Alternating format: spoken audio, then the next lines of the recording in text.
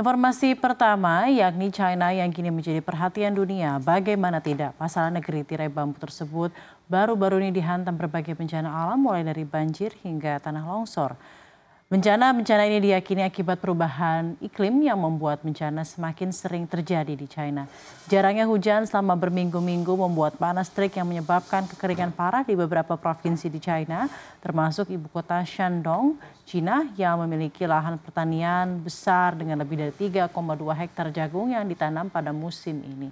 Kondisi ini memang sulit ditangani meski beberapa petani telah berupaya memperbaiki sumur yang bahkan sebelumnya tidak digunakan di ladang sebelumnya.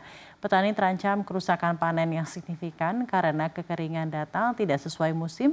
Bahkan beberapa wilayah seperti di Hebei, Henan, dan Shandong pun mengalami suhu yang mencapai lebih dari 43,8 Celcius. Sementara itu, cuaca yang berbeda drastis terjadi di China bagian selatan. Hujan berhari-hari menyebabkan banjir bandang dan tanah longsor di wilayah tersebut. Beberapa provinsi di selatan China bahkan mengaktifkan status tanggap darurat tingkat 4. Bahkan Guangdong juga berencana meningkatkan status tanggap darurat ke level 2.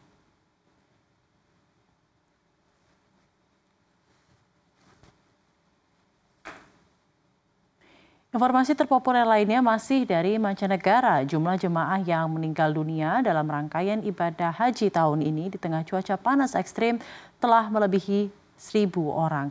Dengan lebih dari separuh diantaranya tidak terdaftar secara resmi. Data tersebut mengacu laporan terbaru pada Kamis 19 Juni lalu. Secara terperinci 658 orang Mesir yang meninggal, 630 diantaranya adalah jamaah haji yang tidak terdaftar. Sekitar 10 negara telah melaporkan 1.081 kematian selama ibadah haji yang merupakan salah satu dari 5 rukun Islam yang harus dipenuhi oleh semua umat Islam yang mampu setidaknya satu kali. Sementara Indonesia yang memiliki sekitar 240.000 jamaah telah meningkatkan jumlah kematian menjadi 183 orang dibandingkan dengan 313 kematian yang tercatat pada tahun lalu. Diplomat setempat mengatakan penyebab utama kematian jemaah haji Mesir adalah cuaca panas yang memicu komplikasi terkait tekanan darah tinggi dan juga masalah lainnya. Pusat Meteorologi Nasional setempat pun melaporkan suhu tertinggi ada di 51,8 derajat Celcius minggu ini di Masjidil Haram di Mekah. Sebuah penelitian di Saudi yang diterbitkan bulan lalu mengatakan suhu di wilayah tersebut meningkat sebesar 0,4 derajat Celcius setiap dekadenya. Kita ke informasi terpopuler lainnya dari cnbcindonesia.com. Pertikaian antara Israel dengan kelompok militer Hezbollah, kelompok militan di Lebanon diyakini lebih merepotkan bagi Israel dibandingkan dengan Hamas, mengingat dengan jumlah pasukan dan jaringan terowongan bawah tanah yang lebih kompleks.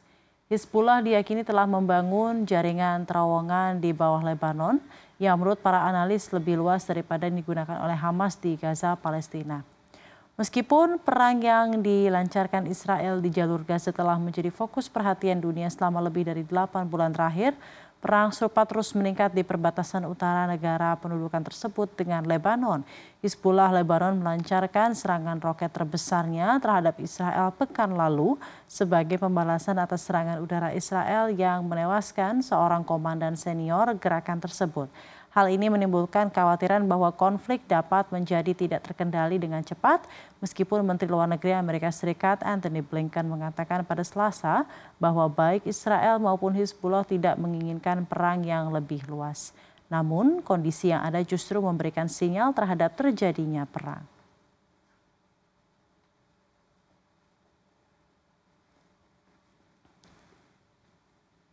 Informasi terpopuler terakhir dalam negeri di mana Menteri Keuangan Sri Mulyani angkat bicara pasca dipanggil Presiden Joko Widodo kemarin terkait kondisi mata uang Garuda yang ambruk hingga menembus Rp16.400-an. Sri Mulyani memastikan pengelolaan anggaran pendapatan dan belanja negara akan dilakukan dengan hati-hati, terutama dari sisi utang. Usai Joko Widodo panggil Komite Stabilitas Sistem Keuangan ke Istana Negara, dampak rupiah ambruk. Diketahui pemanggilan lalu pun tak hanya Sri Mulyani namun juga hadir Ketua Dewan Komisioner Lembaga Penjamin Simpanan Purbaya Yudisadewa, Gubernur Bank Indonesia Peri Warjio dan Ketua Dewan Komisioner Otoritas Jasa Keuangan Mahendra Siregar serta Menko Perekonomian Erlangga Hartarto. Peri Warjio menegaskan bahwa secara fundamental perekonomian Indonesia saat ini cukup baik, namun sentimen eksternal seperti arah kebijakan Bank Sentral Amerika Serikat, The Fed saat ini juga cukup kuat mempengaruhi rupiah. Nah, kami di KSSK menjelaskan bahwa kita memantau stabilitas sistem keuangan, baik dari sisi perbankan maupun institusi non-bank, dan juga pergerakan dari kurs, kemudian yield surat berharga, dan juga saham. Terkait hal ini, dengan adanya policy di Amerika Serikat yang suku bunganya tetap tinggi dan penurunan suku bunga diperkirakan hanya akan terjadi sekali, maka kita juga melihat capital outflow yang terjadi akibat dari kebijakan tersebut dan dampaknya terhadap perekonomian di dalam negeri. Ini nanti Pak Gubernur akan bisa menjelaskan. Dan juga yang terakhir ini juga tadi disampaikan oleh Bu Menteri Keuangan masalah persepsi sustainabilitas fiskal ke depan.